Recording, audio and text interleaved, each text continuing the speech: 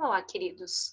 A gente vai agora, então, finalmente, trabalhar as condições gramaticais. Vocês provavelmente já estavam sentindo falta disso, não que as referências anteriores não pertencessem à nossa gramática normativa, mas agora a gente começa a tornar isso daqui um pouco mais próximo da nossa realidade, né?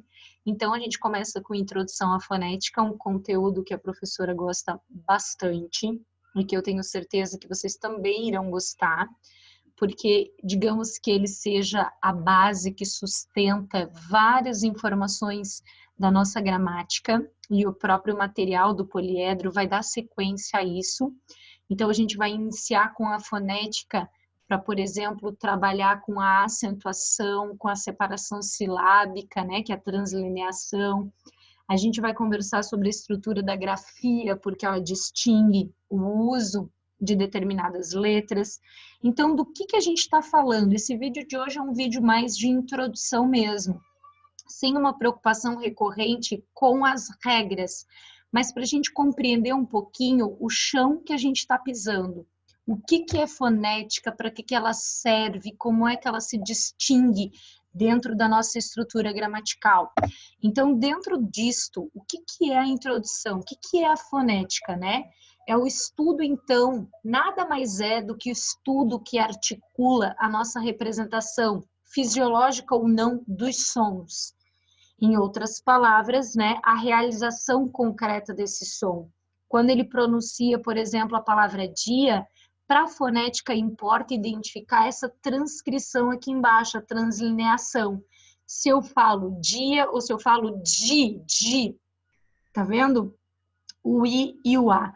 Cada barrinha dessa representa essa condição da letra através da sua estrutura de som. Então, a fonética nada mais é do que o estudo do som, a forma como a gente pronuncia as palavras, ou a representação de cada uma das letras, né, através do som.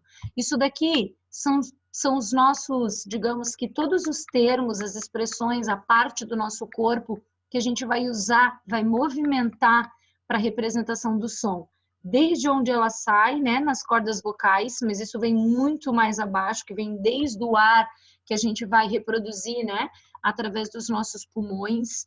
Então, ele vai passar por isso aqui, pela faringe, pela língua, o corpo, os nossos dentes, tudo isso daqui, ó, cavidade, o véu, palato, até a profundidade do nosso céu da boca, o espaçamento entre os dentes, tudo isso daqui se junta para a representação do som e para a pronúncia das nossas palavras, né? São as partes do nosso corpo que a gente vai movimentar para que a gente consiga articular o som ao reproduzir alguma fala.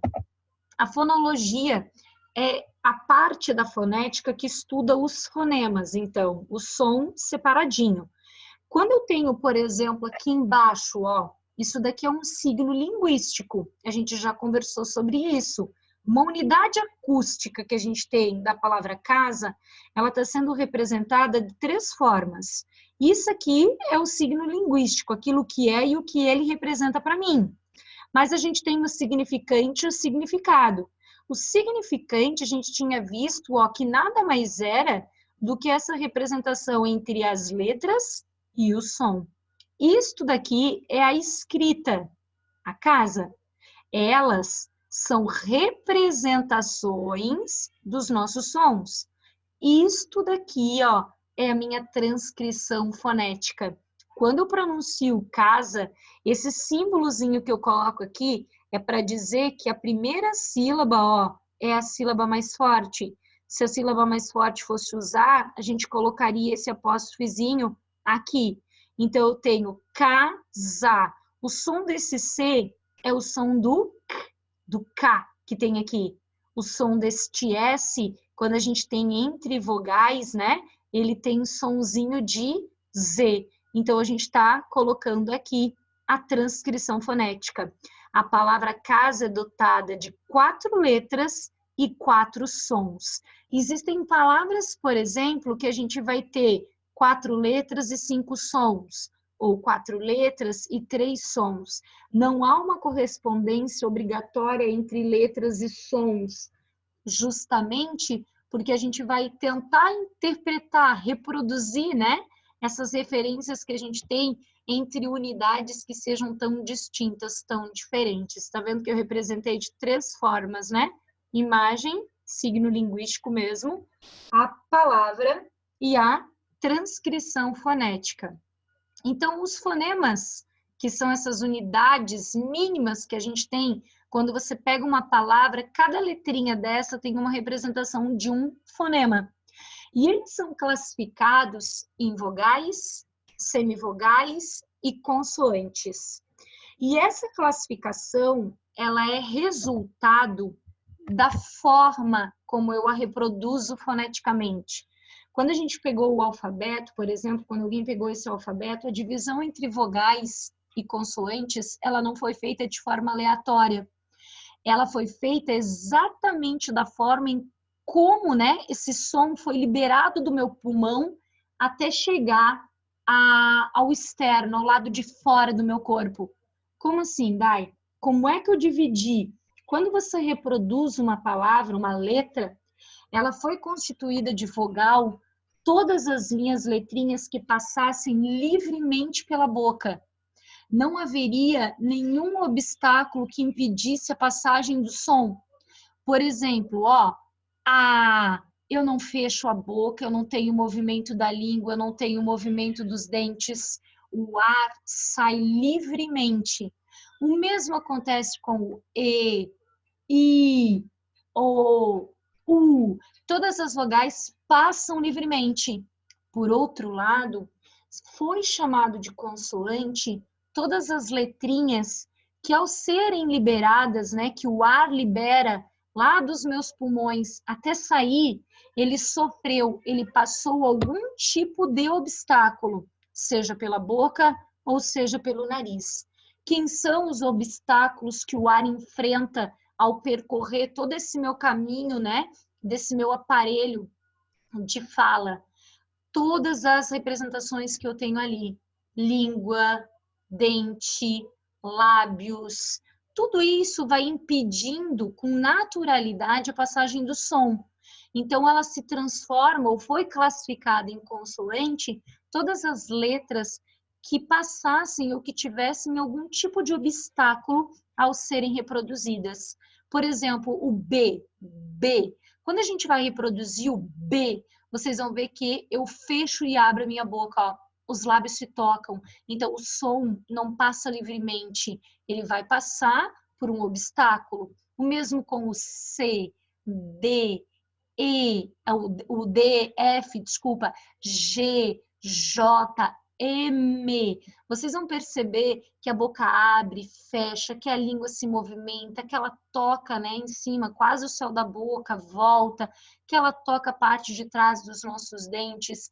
Então, esses são os obstáculos naturais que as consoantes vão enfrentar até sair, por exemplo, pela nossa boca ou pelo nosso nariz. Essas representações se subdividem nas vogais. Então, eu tenho vogal e semivogal. A vogal, ela é aquela que tem o som forte, independente, mais alto. E a semivogal é aquela que vai se juntar a uma outra vogal. Então, ela tem o som mais baixo. Ela é dependente, foneticamente falando. Por exemplo, aqui, ó, vogais e semivogais. Eu botei a palavra caixa, cidade, caju. E algumas informações bem importantes sobre essa representação das letras. O A, por exemplo, eu coloquei que ele é sempre vogal, que o I e o U, eles são sempre semivogais, mas eles só são semivogais quando eles estiverem ao lado de uma outra vogal. Isso significa que eles estão formando ou ditongos ou tritongos. Eu pus que não existe sílaba sem vogal, como, por exemplo, na palavra bíceps. Isso daqui, gente, nada mais é do que a base da separação silábica. A separação silábica, ela está trabalhando de acordo com isso daqui. Por que eu coloquei ó, que não existe sílaba sem vogal e aí eu botei bíceps? Porque a tendência de muita gente é separar isso aqui, ó. Bíceps. Por que isso aqui, ó, não pode formar uma única sílaba? Porque não tem vogal. Ela é constituída exclusivamente por consoantes. Então, eu tenho que juntar obrigatoriamente, ó, a sílaba anterior. Não há duas vogais na mesma sílaba, mas a prof disse que a vogal é aquilo que é pronunciado forte. Di é forte e o A é sempre vogal. Então, eu tenho duas vogais aqui. Obrigatoriamente, eu preciso separá-las. Isso daqui é o que institui o hiato na língua portuguesa, né? Que é o encontro de duas vogais que se separam. Há letras diferentes com sons iguais. Por exemplo, xícara, cachorro. Eu tenho o X e o CH com o mesmo som foneticamente. Há letras iguais com sons diferentes.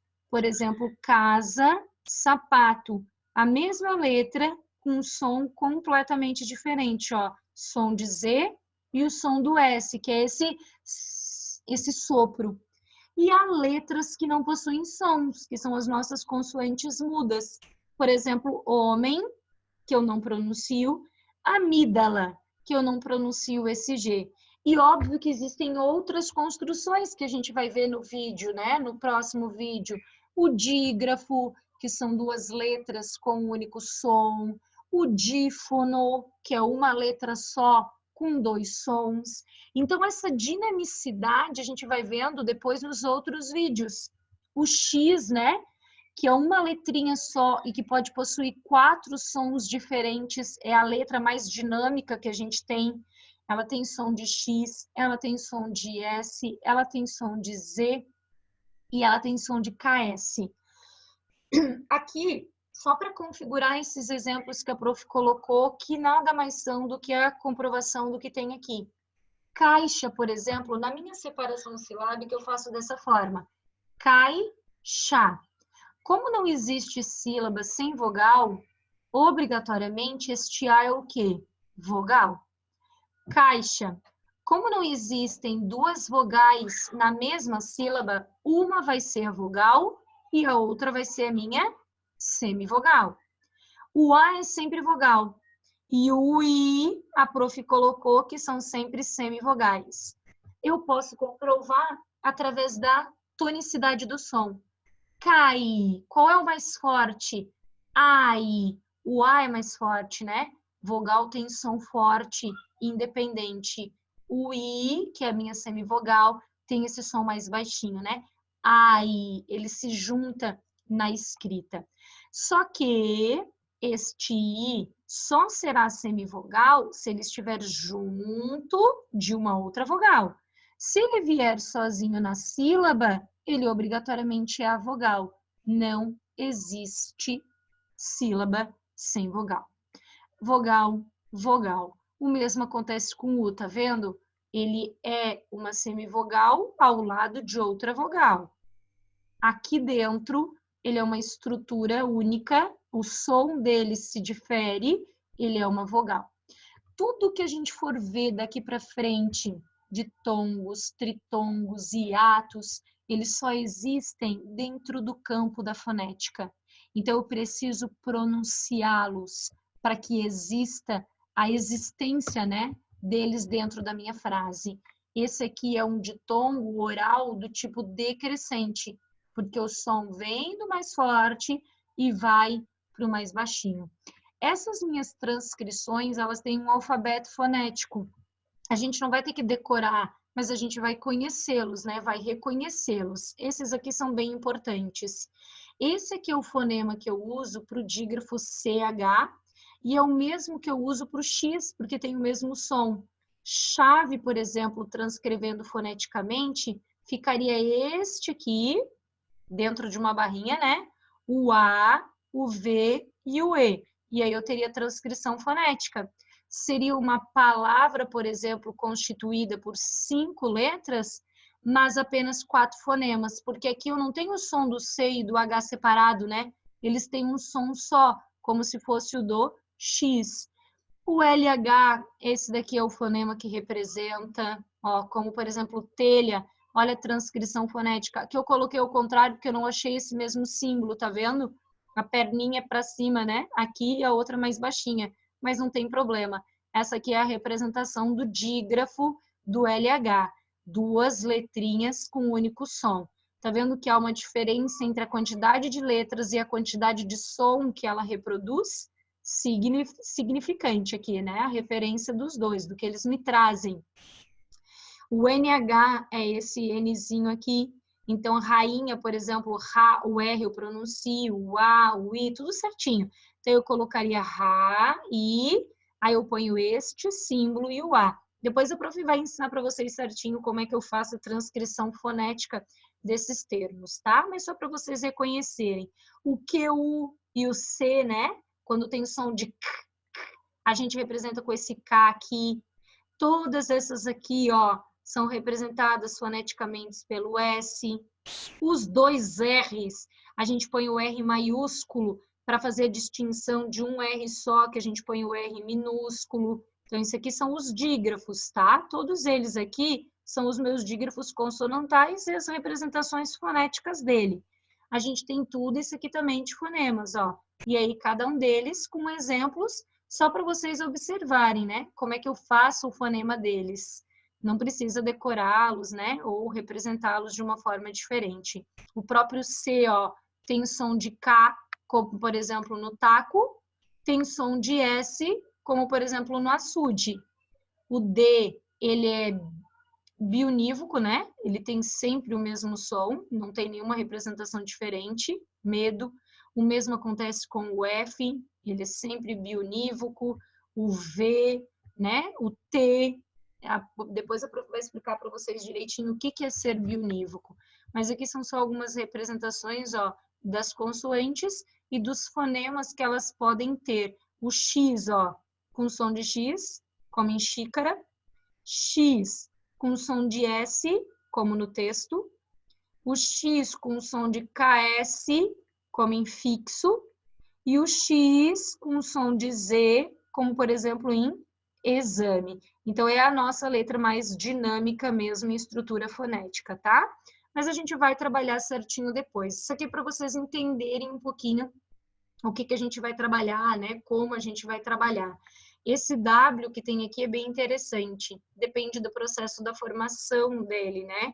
Ele é uma letra nova no nosso alfabeto, então as palavras que possuem dela são importadas, né? A gente não tem palavras da língua portuguesa com W. Ele vai ter som de U quando a origem da palavra for americana. Watch, wafer, web.